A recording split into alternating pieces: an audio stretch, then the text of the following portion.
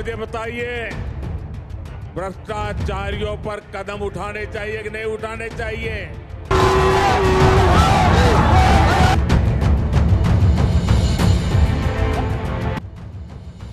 जब खुद पर भरोसा होता है तो गारंटी पूरी करना सरकार की पहचान बन जाती है।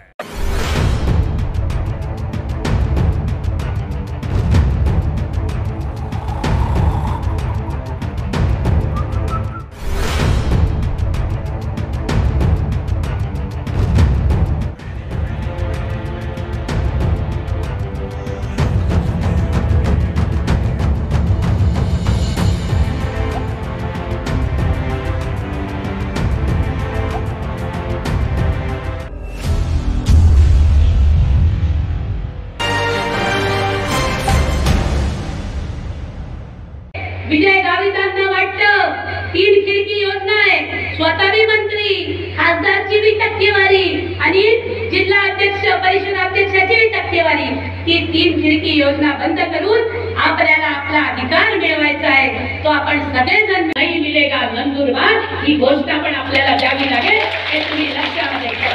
कारण हा संविधान सर्वांचा अधिकार आहे। कोणाला ओबीसीला वाटत असेल की माझा अधिकार आहे, माझ्यासाठी ते हे करतात, अरे भावांनो आणि बहिणींनो, महाराष्ट्रामध्ये जर ओबीसीचा हे आरक्षण पुढे न्यायचं असतं आणि सर्वांना समाविष्ट करायचं असतं, त्यांचा बजेट वाढवायचा असता, तर या नरेंद्र मोदी नावाच्या माणसानं मागास ठरवण्याचा अधिकार 2018 मध्ये दिल्लीमध्ये स्वतःकडे घेतला आणि राज्याकडून अधिकार काढून घेतला।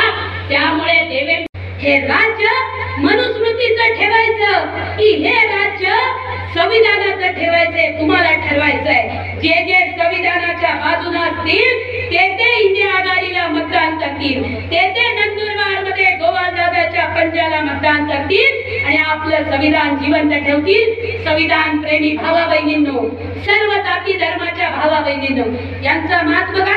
हे कधी मराठ्यांना शिव्या देतात, तर आता राजस्थान मध्ये